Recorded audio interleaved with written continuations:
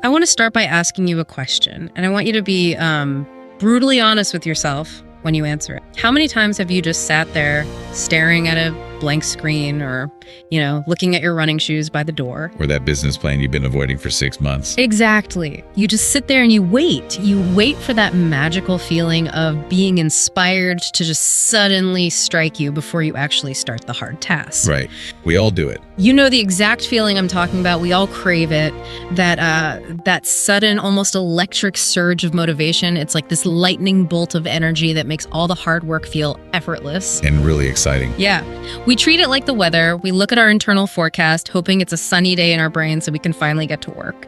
But what if waiting for that feeling, waiting for the weather to clear, is actually the exact thing destroying your potential? It's a massive problem. I mean, Yeah. we are so heavily conditioned by culture and media, and honestly, even by well-meaning self-help circle, to seek out that emotional high before we act. Like we need the cinematic montage music playing in our heads. Yes, exactly. People want the goosebumps while they conquer their goals. But the problem is that relying on an emotional state to execute a long-term strategy is it's a fundamental architectural flaw. Because emotions don't last. Right. They're, by their very biological nature, they are transient. They're supposed to ebb and flow. So if your execution depends entirely on a feeling, your execution will always be inconsistent. And that inconsistency, well, that is the absolute core of our mission for today's deep dive. We are unpacking a really raw, intensely powerful motivational speech by William Hollis from the YouTube channel Motiversity. It's quite a piece of audio. It really is. And our goal today is not to just listen to his words and get all hyped up for 20 minutes and then crash later this afternoon. Our mission is to, pull the engine apart. We want to dissect the actual practical mechanics of self-mastery that he lays out. Because if we only focus on the volume of his delivery or the intensity of his voice, we completely miss the architecture of his philosophy. Right. Today's deep dive is an exploration of a profound psychological shift. We're looking at how a person actually transitions from relying on those fleeting, unreliable emotions to building unshakable, permanent structures in their mind. He's not offering a temporary jolt of caffeine here. No, not at all. He is outlining a blueprint for psychological infrastructure. And I need to set the premise here for you because this is not your standard, slick, corporate motivational talk. It's not aimed at executives looking to optimize their morning matcha routines. Definitely not. It is gritty. It's a profound and honestly sometimes painful look at sheer survival and success and what it actually takes to drag yourself out of the darkest places imaginable. It's really about facing down the ugliest parts of human existence and deciding you're going to win anyway. Yeah. Okay, let's unpack this. To really grasp his philosophy, we have to start exactly where Hollis starts, which requires us to completely tear down and redefine a very loaded, often misunderstood word: discipline. Oh, discipline. I mean, that word carries an enormous amount of cultural baggage. So much baggage. For most people, the moment they hear it, it conjures these negative, almost visceral associations. It feels restrictive. It feels oppressive. Right. It's heavily associated with authority figures forcing you to do things you actively despise. Exactly. When we hear discipline, we usually view it as a prison warden, like this grim, unsmiling figure keeping us locked up inside ourselves, slapping our wrists, telling us we can't have fun, we can't eat the cake, we can't sleep in. It feels like a punishment just for wanting to enjoy life. But Hollis completely flips this paradigm. He argues that discipline is absolutely not a punishment. He defines it as protection. Protection. Yeah. He says it is protection from the weaker version of you. So it's not the prison warden keeping you locked in. It's the thick, fortified walls of a stone fortress keeping the enemy out. Keeping out the apathy and the laziness. Exactly. And the self-doubt that would otherwise just overrun you. What's fascinating here is the specific language he uses to flesh out this new definition. He doesn't just stop at the fortress metaphor. He describes discipline as a bridge. Which implies you have to cross it. Right. It implies a necessary, load-bearing connection to a future state. Mhm. You cannot cross the chasm of your current situation without walking over that structure. Oh, wow. And then he calls it a weapon, which implies active defense and offense in a really hostile world. Mm-hmm. But then he goes into this deeply psychological space, which is perhaps the most resonant part of the text. This is the part that really hit me. He says, discipline is the father you never had, the mentor you never met, the structure your childhood never gave you. Let's sit with that for a second. The father you never had. What is he actually saying there from a psychological standpoint? Because that implies discipline isn't just a tool, it's an actual relationship you are building with yourself. He's talking about the clinical concept of reparenting oneself. Reparenting. Yes. So many people grow up in environments that lack consistency, boundaries, or reliable guidance. The basic stuff a parent is supposed to do. Exactly. The foundational elements a healthy parental figure provides. So when those structures are missing in childhood, an adult often feels adrift. They don't know how to anchor themselves. Right. They might constantly seek external validation, or they just fall victim to their own chaotic impulses because no one ever taught them how to regulate themselves. That makes sense. So by framing discipline not as a miserable chore, but as a surrogate mentor or a surrogate father, Hollis is suggesting a radical act of self-love. Wow. He's saying, you can build the structure you were denied. You can become the guardian of your own potential. So discipline is the mechanism through which you finally give yourself the care and the safety and the boundary setting you always needed. But never received. It completely changes the texture of the world. It's not about being hard on yourself. It's about providing for yourself. And he takes this concept and applies it directly to how the real world functions. And he's very blunt about it. Very blunt, almost harsh. He makes this assertion that the world does not reward potential. It doesn't reward talent. And it definitely doesn't reward your romantic dreams of what you could be. No, it doesn't. It strictly, exclusively rewards discipline. He literally says, nobody cares how gifted you are if you can't show up. Nobody cares how smart you are if you can't execute. That is a very bitter pill to swallow for anyone who has ever leaned on their inherent intelligence or natural talent, as a crutch. Oh, for sure. We all know people who are brilliant but perpetually stuck. The world is heavily populated with unfulfilled geniuses. Hollis is aggressively dismantling the romance of potential here. Potential is purely theoretical. Right. Discipline is actualized reality. He's asking the listener to reevaluate every single time they've looked at their own life and mourned their wasted potential. Because wasted potential implies that the universe somehow owes you a return on investment just because you possess the raw material. Exactly, like you're entitled to success. Right. And Hollis is making it clear the universe doesn't owe you a thing. The raw materials are entirely irrelevant if you refuse to lay the bricks to build the factory to process them. It shifts the blame, really, in a healthy way. It does. It's not that we weren't smart enough or good enough. It's that we didn't utilize the weapon of discipline to protect those gifts. But if discipline is this weapon, this fortress, this protection, who is actually laying siege to the castle, who are we protecting ourselves from? This leads us to the most challenging central thesis of his entire philosophy. Because the enemy, according to Hollis, is not external.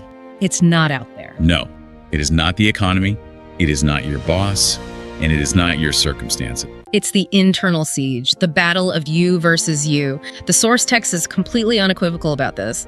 Hollis states that your greatest opponent is not your environment, it's not your past, and it's not another person trying to hold you down. It's the voice inside your own head. Yes, it's the voice that whispers, do it later, sleep in, you're tired, you deserve a break, you worked hard enough today. He says that specific internal voice has killed more dreams than failure ever has. That line is just incredible, but why is it so powerful? Well, it is the subtle seduction of comfort. Right. What makes this internal voice so lethal is that it sounds entirely reasonable. It really does. It doesn't sound like a monster trying to destroy your life. It sounds like a concerned friend looking out for your well-being. Like it's just trying to help. Exactly. It uses your own logic against you. You did work hard yesterday, so taking today off makes sense. You need to rest. But Hollis immediately undercuts this biological drive for comfort by reminding us that motivation fades, emotions lie, and feelings flip. Right. But wait, how does this fit into the whole modern self-care movement? Oh, that's a great question. Because we are constantly told nowadays to listen to our bodies, right? To avoid burnout at all costs, to be gentle with ourselves when things get overwhelming. So if the voice telling us to rest is actually the enemy, how do we tell the difference? Between genuinely needing a break and self-sabotage. Yeah. How do we know we're not just falling victim to this internal voice that Hollis says is... It is a razor-thin line to walk, and it requires a level of radical self-honesty that most people are just deeply uncomfortable with. That makes sense. True self-care is about deliberate restoration so you can continue the mission. It is highly strategic. Strategic. I like that. Sabotage masquerading as self-care, on the other hand, is about avoidance. You have to ask yourself, are you taking a break to recharge your batteries for the climb? Or are you taking a break because you are terrified of the difficulty of the next step? Oh, wow. Hollis synthesizes this by warning about the man without discipline. He states that a lack of self-control makes you inherently dangerous to your own future. Dangerous. Yes. If your version of self-care constantly compromises your future stability, it isn't care at all. It's negligence. That paints a really intense picture. It's like you're in the driver's seat of a car and your future self is strapped into the passenger, completely at your mercy. That's a great analogy. And if you have no discipline, you are essentially driving drunk. You are an active danger to the person sitting next to you, which is you in 5 years. You might feel good in the moment, but you're going to crash the car. And one of the most prominent ways this lack of discipline manifests, the way we let that internal voice take the steering wheel on a daily basis, is through where we direct our attention. Right. Hollis points out a very modern, ubiquitous trap to illustrate how we lose this internal battle before we even get out of bed. The social media trap. Yes. He talks about waking up every single day, and the very first thing you do before your feet even hit the floor is get on Instagram or Facebook. Right. You start scrolling to see what is going on in other people's lives. You look at the guy who is 100 miles ahead of you or the person who seems to have their entire life figured out. Which is always an illusion anyway. Exactly. And Hollis says the only way to actually start running your own race is to realize it is strictly me versus me, not him versus me or her versus me.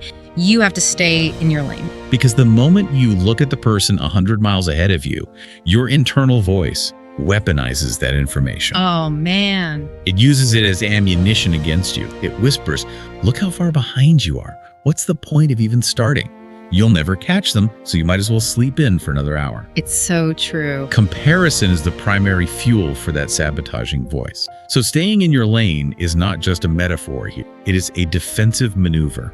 It deprives the internal enemy of the oxygen it needs to manufacture doubt. It's like trying to run a literal sprint on a track while constantly turning your head over your shoulder to see where the other runners are. You're going to fall. Inevitably, you're going to trip over your own feet. You're going to drift out of your lane and lose your speed. Definitely. But Hollis brings up something next that adds a massive sociological layer to all. This internal voice, the one telling you to sleep in, the one pulling you toward your phone, the one seeking constant, immediate comfort.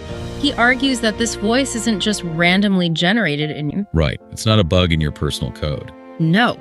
He argues that this voice is inherited. If we connect this to the bigger picture, this is where the philosophy expands beyond individual psychology. It becomes a profound generational analysis. Generation. Yes. Hollis uses a truly striking, unforgettable phrase to describe this dynamic. He calls discipline generational warfare. Generational warfare. That gives me chill. He says we are fighting habits passed down from men who never learned how to control them. We are fighting ingrained patterns that were built in houses full of chaos, emotion, and survival. He is talking about the transmission of generational lack. Generational lack. When a person grows up in a house governed by chaos, raw emotion, and pure survival instinct, long-term planning is a biological impossibility. Wow. Think about it. When you don't know where your next meal is coming from or if your physical environment is safe, your brain is entirely wired for immediate relief. It's wired to seek comfort right now. Exactly. Because the future is a luxury you literally cannot afford to contemplate. Those survival mechanisms, reacting purely on emotion, avoiding difficult things because everyday life is already too exhausting, they become deeply ingrained behavioral habits. And those habits are passed down to the next generation long after the immediate physical crisis has passed. I think about how that translates to the mundane things we do every day. He says that the simple act of waking up early to pray, to read, to build, to train, to work, to focus, when you do those seemingly boring acts of daily discipline, you aren't just improving your Tuesday morning. You're engaging in a war. Yes, you are breaking chains that your father never broke, your grandfather never broke, your whole bloodline never broke. You are stepping onto a battlefield that was drawn up long before you were even born. It elevates the mundane to the heroic, doesn't it? It really does. It transforms the act of setting an alarm clock from an annoying chore into a literal declaration of independence from your own history. Here's where it gets really interesting. The mechanism he describes for asserting dominance over that history is staggering. He says, you don't rise because you feel like rising. You rise because you said so, because you command your flesh to obey your future. Command your flesh to obey your future. Yeah. How does someone actually do that? How do you separate the flesh from the future in your own mind when the alarm is going off at 5 a.m.? It requires an intense cognitive override. Cognitive override. Right. The flesh represents the inherited chaos, the biological desire for immediate comfort, the echoes of that survival mindset we were talking about. Okay, in the future. The future is the architecture, the fortress you're trying to build. And the bridge between them is that command. I rise because I said so. So you have to boss yourself around. In that moment, you have to mentally step outside of your physical body and treat it as a subordinate. You acknowledge that the body wants to stay in bed, but the executive function of your mind, the future builder, overrules the bodily impulse. It is an assertion of ultimate agency over your inherited programming. For you listening right now, this is where the rubber meets the road. What inherited habits of chaos or emotion are you unknowingly fighting in your... Are there patterns of procrastination, of reacting out of intense anger to minor... Or hoarding money out of fear. Or giving up the second a task gets complicated? You might think these things are just your personality, but what if they're actually echoes of the chaotic environment? What chains are you being called to break when you finally decide to sit down in difficult work and avoiding? And it is crucial to understand that Hollis is not speaking about these chaotic houses in the abstract. Not at all. He's not theorizing about generational trauma from some ivory tower or a psychology textbook. He speaks from a place of intense, raw, almost unimaginable personal experience. This isn't a metaphor for him. The crucible that forged this philosophy is his actual origin story. His real life.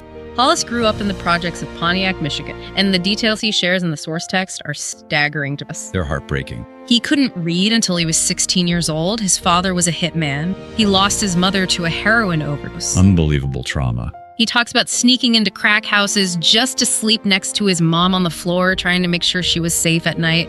And all around him, people were telling him that he was destined to end up exactly like his father, that he would stay in this pit of hell for the... It is an environment meticulously designed to crush human potential. It is the absolute embodiment of the chaos and survival mindset we were just analyzing. Exactly. When your daily reality involves navigating crack houses and the legacy of a hitman father, your nervous system is in a constant state of hyperarousal. Just survival mode 24/7. Statistically speaking, a child in that environment absorbs that DNA. They make that environment their reality. Just like Hollis said the other kids around him did. Yes. So how does one individual child insulate their mind in a crack house? How do you walk through a fire that intense and not become the fire yourself? Based on the text, Hollis experienced a dual realization that basically served as his psychological exit strategy. Okay. The first realization was a stark, terrifying assessment of his reality. He realized that he wouldn't make it if he accepted this environment as his permanent condition. He had to get him. He knew with absolute certainty that if he didn't run, his future died in that pit. But fear isn't enough. No, fear alone isn't enough to sustain a lifelong escape. Fear eventually burns you out. The second realization is the crucial one. What was it? He realized that all the knowledge, all the strength, and the specific gifts he needed to escape were already placed inside him at birth. He realized he didn't need the environment to provide for him. He had internal provisions. He says, all I have to do is fine-tune. All I have to do is keep working on this craft.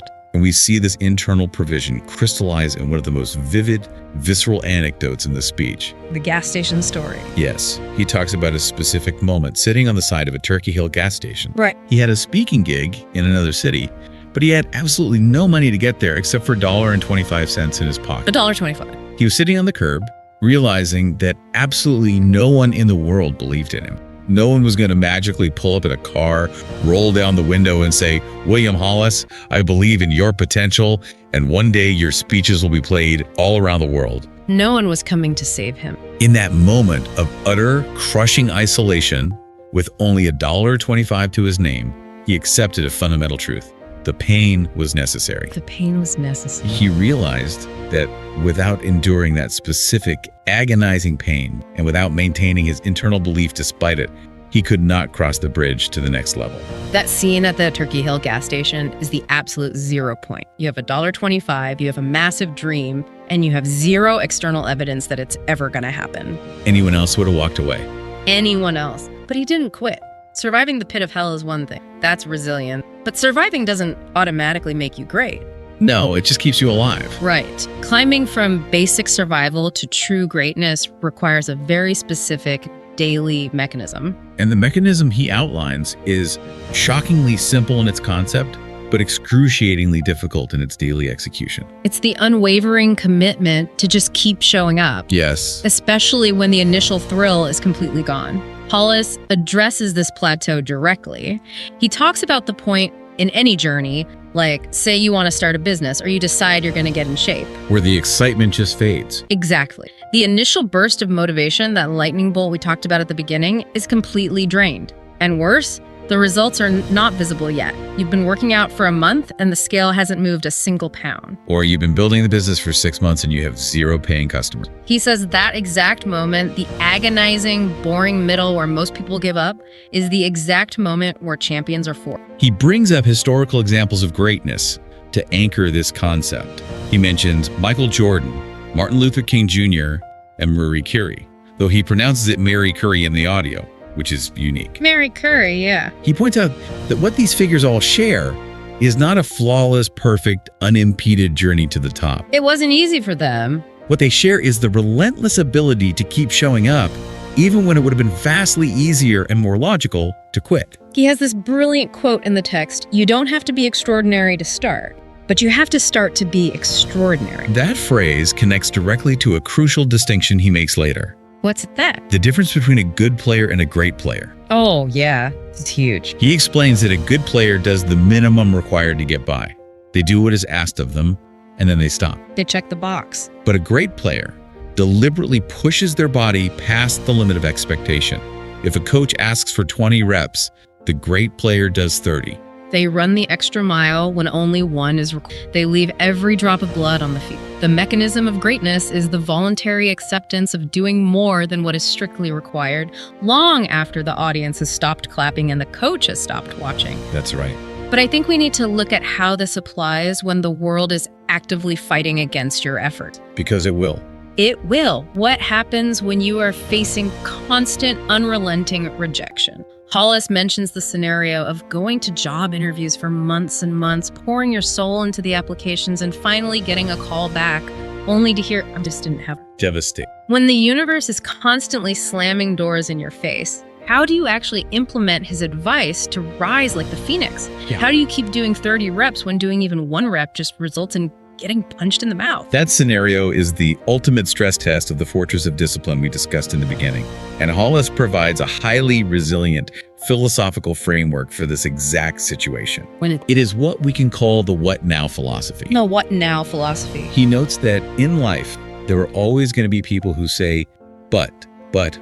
Making excuses. They will list all the valid, mathematically accurate reasons why they can't succeed. The rejections, the lack of capital, the terrible hand they were dealt in childhood. And he doesn't ignore those, right? He acknowledges all of those factors. He doesn't deny their reality, but his response to every single one of them is always, but what now? But what now? It totally neutralizes the excuse without invalidating the pain. It acknowledges the setback without allowing it to become a permanent residency in your mind. So you got rejected from the job you desperately needed. That is a fact. It hurts. But what now? Your family doesn't believe in you and they mock your goals. That is deeply painful. But what now? This simple question forces the brain out of the valley of self-pity and demands a return to the realm of actionable steps. It forces you to take your eyes off the immediate failure and refocus on the destiny. He emphasizes that this relentless work ethic, this refusal to accept no as the final answer, completely rewires how you view currency. Currency? Yes, it changes how you view wealth entirely. Yeah. Because he makes this very bold, provocative claim. He says being broke is a mindset. It's a statement that usually sparks a lot of defensiveness, especially coming from someone who literally slept in crack houses and sat at a gas station with $1.25. That sounds like a paradox. It does, but he clarifies the distinction beautifully. He asserts that every single human being is a walking $1 million check. He says we are born filthy rich in potential. Filthy rich. So what does this all mean? How can someone with $0 in their checking account be filthy rich? He's clarifying the fundamental difference between a lack of funds and a lack of belief. No. It's like looking at a farm. If we think about a lack of funds, it's like a drought. Right. A drought is a temporary weather condition. It's brutal. The crops might die this season and the farmer will suffer, but the land itself remains viable. The rain will eventually come back. Exactly. Yeah. But a lack of belief is entirely different. It's not just a lack of rain. A lack of belief is like permanently poisoning the soil of the farm. That's a great way to put it. If the soil is poisoned, nothing will ever grow there again, no matter how much rain falls or how much fertilizer you dump on it. The lack of funds is merely a logistical problem. The lack of belief is a catastrophic existential failure. Hollis vows in the text that he will never sell his dream or his gift to anyone for any dollar amount. He realized that when he stopped being envious of people who had more money, stopped being angry that he wasn't on their level logistically, and truly grasped the unassailable value of his internal worth, that is when he started to. This raises an important question, though, regarding authenticity and how he actually delivers this message to the world. Because he doesn't just talk about being true to your gifts, he demonstrates it in his actual methodology. There is a fascinating detail hidden in the middle of it. Hollis reveals that he does not write his. He mentions that he would go into a studio, stand in front of the microphone, take 2 to 3 minutes, and just create motivation purely from the heart. He operates almost entirely in unscripted bursts of raw emotion. Which is incredible. It's strange to think about it that way. Operating completely unscripted, you'd think that would lead to a messy, incoherent delivery. Usually it does. But the structure, the poetic resonance of phrases like generational warfare and discipline, is the father you never had. He's pulling that from his lived experience in real time, not reading it off a teleprompter. It actually forces a raw connection that a script would kill. It speaks to the undeniable power of authenticity. It proves that his impact comes from unscripted truth, not polished, corporate perfection. In the text, he actually criticizes other motivators who try to change their delivery too much, too fast, trying to be something they aren't, and they end up making a mess of their message. His strategy is deeply empathetic. He says you have to meet people where they are so you can take them where you want them to go. He is speaking from his scar tissue. He really is. But if he's doing all of this, the 30 reps, the reparenting, the waking up early to command his flesh, the unscripted speeches, just to build his own fortress, doesn't that get incredibly lonely? Lonely. Yeah.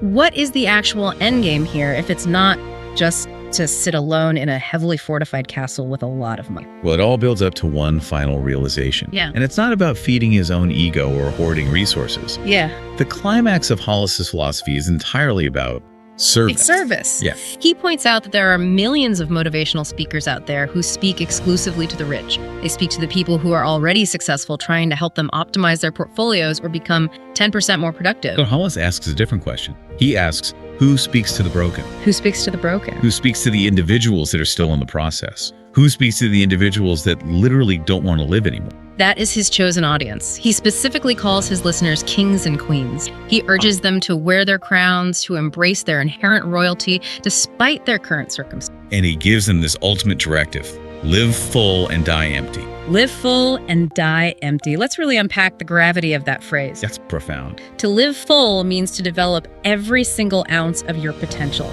It means utilizing the weapon of discipline to extract all the greatness embedded within you, leaving no talent dormant. Right. And to die empty means to give every single last word, every effort, every piece of wisdom you have acquired back to the earth before you leave it. He explicitly states that he wants to leave his last words on this earth to help another kid who might have buried their mother and father before they became adults. It is the profound realization that your personal success is ultimately incomplete if it ends with you. True success is about picking up great individuals who are stuck in the mud and taking them with you to higher ground. The staggering optimism of that worldview, what really stays. Optimism, after all that. Yeah. After everything, he survived. The projects, the hitman father, the trauma with his mother, the absolute pit of hell where people told him he would rot. He still looks at the world and says, "We live in a world where people believe everybody is out to get you. But I'm telling you now, some people is just out to live." Wow. To emerge from that level of darkness and still maintain a belief in the fundamental goodness of people, to believe that there are strangers out there who just want to love you, that is the true making of a king or a queen. It's incredible. It's not about sitting on a throne and ruling over other people. It's about stepping into the light, refusing to run back into the comfortable darkness, and then reaching back down into the valley of pity to pull others out. It is the ultimate transmutation of pain into purpose. Exactly. He endured the chaotic house so he could learn how to build the fortress. He endured the agonizing lack of belief at the Turkey Hill gas station so he could distribute belief to millions of people who are sitting at their own gas station. As we wrap up this deep dive, let's trace the massive ground we've covered today. We started by tearing down the old oppressive definition of discipline as a punishment, and we rebuilt it as a protective fortress, a necessary bridge, and a surrogate mentor. We explored the internal siege of you versus you and the dangerous sedation of that inner voice constantly telling you to seek comfort. We examined the harsh reality of generational warfare, recognizing that waking up early and doing the difficult work is a literal act of breaking ancestral. We walked through Hollis's crucible in Pontiac, learning that pain is the necessary, unavoidable toll on the road to the next level.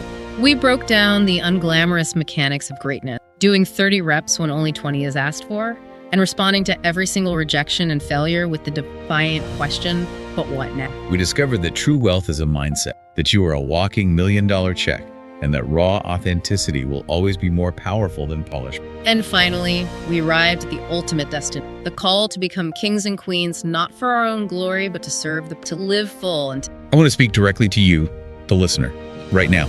As Hollis says, as long as you have a heartbeat, as long as you have air moving in and out of your lungs, you have an opportunity to change this world, to change your life, and to start living your dream today. the raw materials are already inside you. Your destiny is watching you right now. Your legacy is listening to every single decision you make when that alarm clock goes off tomorrow morning. I will leave you with this final provocative thought to mull over. Hollis says that you must become the man or woman your future has been desperately praying for. But imagine, just for a second, that you actually do it. Imagine you win the you versus you battle. You lay the bricks, you build the fortress, you finally wear that crown. And what? Once you reach that mountaintop and you've secured your own life. Whose chains will you help break next? Because that is where the real work begins. If you've been sitting there, staring at the blank screen, waiting for inspiration to strike, consider this your lightning. Stop waiting for the weather to change. Start building the fortress. Thanks for joining us on the deep dive. Go become dangerous. We'll catch you next.